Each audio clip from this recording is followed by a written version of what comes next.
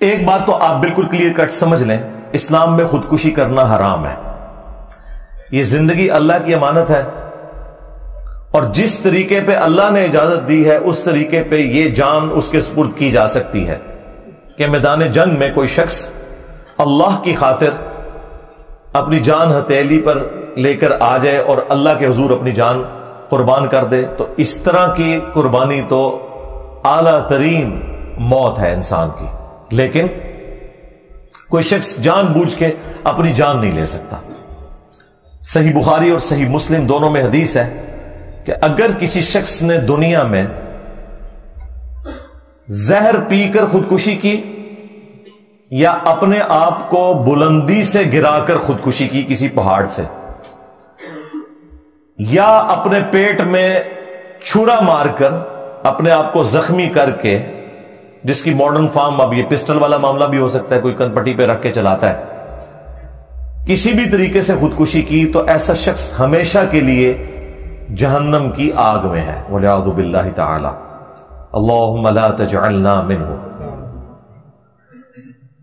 اور جہنم کی آگ میں اس پہ آگ کا عذاب تو مسلط ہوگا ہی، ساتھ ہی ساتھ جس طریقے سے اس نے خودکشی کی ہوگی وہی عذاب اس پہ مسلط کر دیا جائے گا۔ اگر کسی نے دنیا میں چھرا مار کے خودکشی کی تو دوزخ کی آگ میں اس کے ہاتھ میں خنجر دے دیا جائے گا، وہ بار بار اپنے آپ کو مارتا رہے گا، مرے گا، پھر زندہ ہوگا، پھر مرے گا، پھر زندہ ہوگا، یہ یعنی مسلسل تکلیف کا عمل، یہ اس پر مسلط ہوگا اور ہمیشہ کے لیے۔ اب یہ بڑی خطرناک بات ہے کہ ایک کلمہ گو مسلمان خودکشی کر لے تو ایک عمل کی وجہ سے ہمیشہ کی جہنم میں۔ اب یہ حدیث تو بخاری مسلم دونوں میں ہے، لیکن اسی حدیث کو امام ترمذی نے جامعہ ترمذی میں لیا اور انہوں نے ان الفاظ کے اوپر بحث کی کہ یہ جو الفاظ ہیں کہ ہمیشہ کے لیے جہنم میں رہے گا، وہ کہتے ہیں یہ الفاظ غیر محفوظ ہیں، اور کسی حد تک لاجیکلی ان کی بات درست تھی کہ بہرحال مسلمان تو ایک نہ ایک دن اپنے گناہوں کا عذاب بھگت کے جنت میں چلا ہی جائے گا۔ تو وہ کہتے ہیں یہ کیسے ہو سکتا ہے کہ ایک مسلمان خودکشی کرے اور ہمیشہ کے لیے جہنم میں رہے؟ تو وہ کہتے ہیں کہ یہ جو ہمیشہ والے الفاظ ہیں نا، یہ چند شاگردوں نے حضرت ابو ہریرہ سے روایت کیے ہیں، چند نے نہیں کیے۔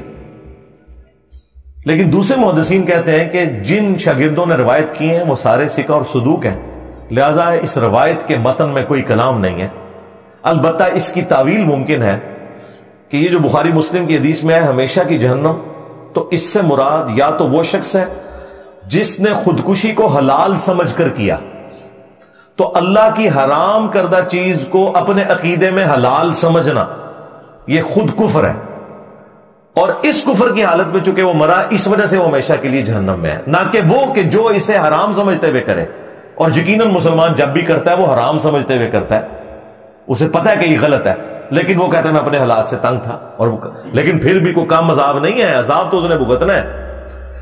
اور دوسری تعویل علماء نے یہ کی، محدثین نے، کہ یہ جو ہمیشہ کی جہنم ہے اس سے مراد ہے a long period of time، گویا کہ ہمیشہ کی جہنم یعنی وہ اتنی زیادہ دیر جہنم میں رہے گا گویا کہ ہمیشہ کے لیے جہنم میں، والعیاذ باللہ تعالی۔ یہ بھی کوئی معمولی بات نہیں، یہاں تو لوگ کہتے ہیں خیر ہے جی ایک پھیرا ہی لگے گا، اور اللہ تعالیٰ سورۃ الفرقان میں فرماتا ہے کہ جہنم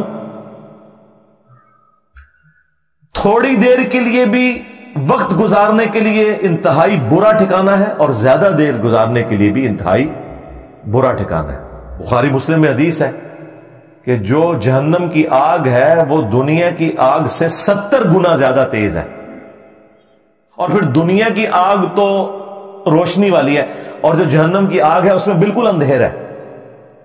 اللہم اجرنا من النار، آمین۔ ربنا اصرف عنا عذاب جہنم ان عذابها کان غراما۔ تو یہ بڑا سینسٹیو ایشو ہے۔ اچھا، اس کے ساتھ ایک اور چیز بھی آپ سمجھ لیں، جس شخص نے خودکشی کی ہے نا، اس کا جنازہ نبی صلی اللہ علیہ وآلہ وسلم نے نہیں پڑھا۔ صحیح مسلم میں حدیث ہے، ایک خودکشی والے کا جنازہ لایا گیا، آپ علیہ السلام نے جنازہ نہیں پڑھا، البتہ صحابہ کو نہیں روکا تم پڑھ لو لیکن میں نہیں پڑھوں گا. اس کے پیچھے آپ کا ایک پروٹیسٹ تھا کہ اگر ایک ڈومیننٹ پرسنالٹی خودکشی والے کا جنازہ پڑھے گی تو اس کے عمل کو انڈورس کرنے کے مترادف ہے.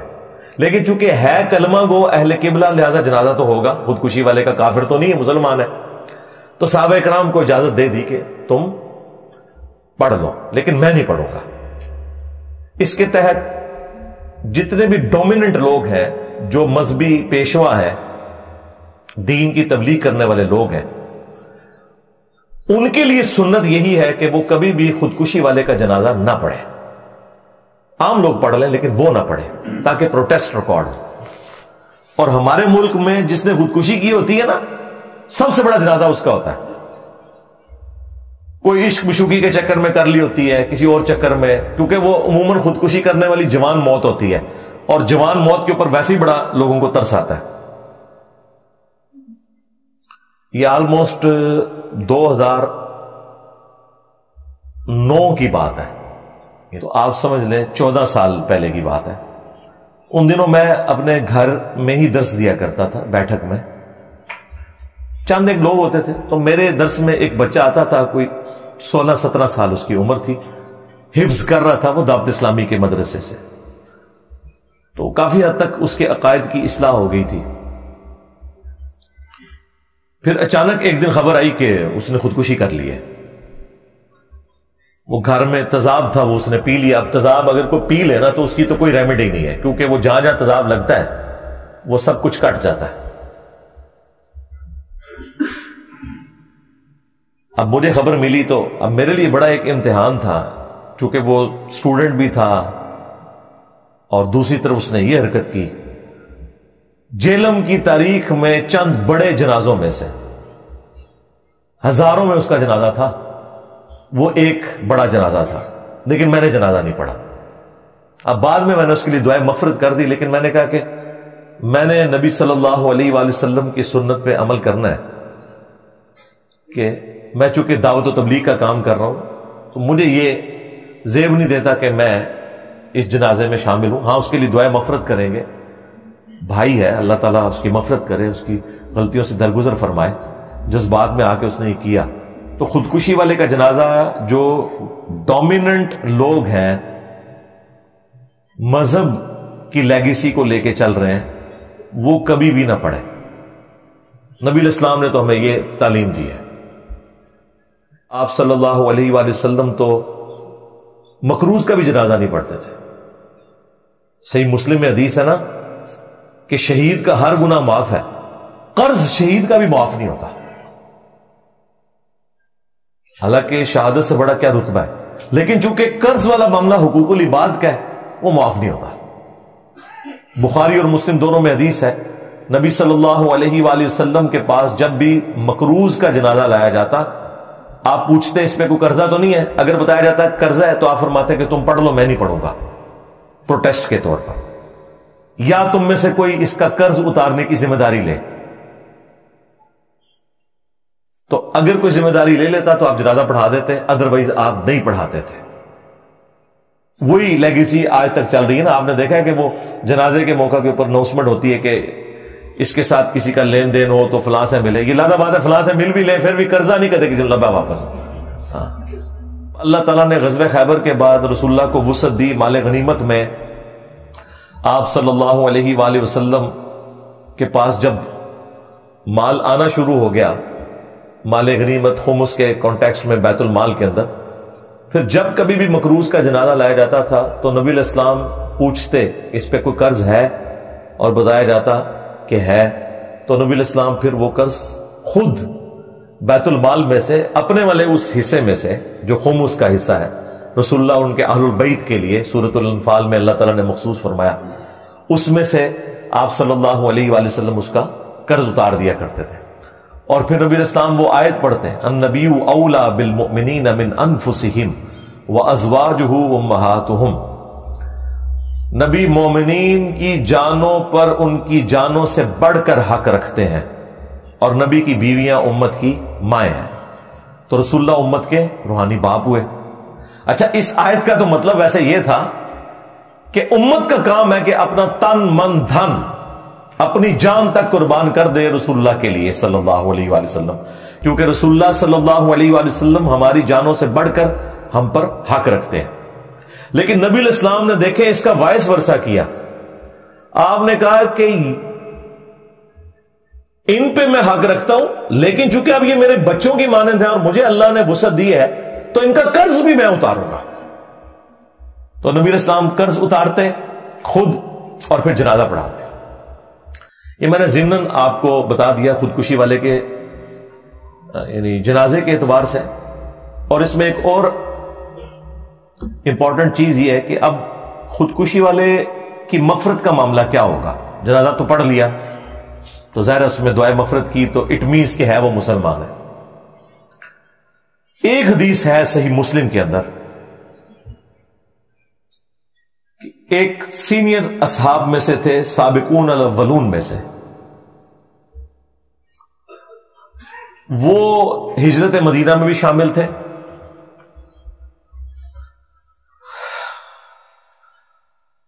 انہیں کوئی تکلیف تھی، اس تکلیف سے تنگ آ کر انہوں نے اپنے ہاتھ کی رگ کاٹ کے خودکشی کر لی۔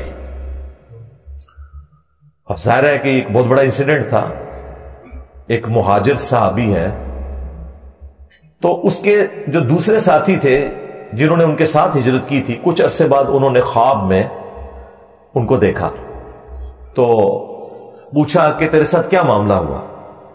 انہوں نے کہا کہ مجھے اللہ تعالیٰ نے ہجرت کی برکت سے، نبی علیہ السلام کا ساتھ دینے کی برکت سے معاف کر دیا۔ البتہ اس نے وہ اپنا ہاتھ جو تھا نا وہ چھپا رکھا تھا۔ تو اس نے پوچھا کہ یہ کیا حالت ہے تیری؟ تو اس نے کہا کہ سوائے اس ہاتھ کے اس کو اللہ نے ٹھیک نہیں کیا، اور کہا کہ یہ تو نے خود خراب کیا تھا، اس وجہ سے یہ والا جو معاملہ ہے تیرے ساتھ جنت میں بھی رہے گا۔ اب نبی علیہ السلام کو جب انہوں نے خواب سنائی تو ظاہر ہے نبی علیہ السلام اس کی تعبیر بیان فرما رہے تھے اور آپ کو وحی کی تائید حاصل تھی۔ تو آپ علیہ السلام نے اس خواب کو سننے کے بعد کہا کہ اے اللہ اس کے ہاتھ کو بھی درست فرما دے۔ حضور نے دعا کر دی اس کے لیے۔ اچھا، اس سے یہ بھی چیز ثابت ہوگی کہ خودکشی والے کے لیے دعائے مغفرت بھی کی جا سکتی ہے۔ دوسرا کہ نبی کا صحابی ہو کر بھی، اتنا نیک انسان ہونے کے باوجود، ہجرت والوں میں شامل ہونے کے باوجود اگر وہ غلط کام کرتا ہے تو اللہ تعالیٰ کے ساتھ کسی کی کوئی رشتہ داری نہیں، اللہ تعالیٰ اس کے اوپر گرفت فرما سکتا ہے۔ اور تیسرا ہمارے نبی صلی اللہ علیہ وآلہ وسلم کی شفقت کہ آپ نے اس کے لیے دعا کی کہ اللہ تعالیٰ اس کے ہاتھ کو بھی درست کر دے۔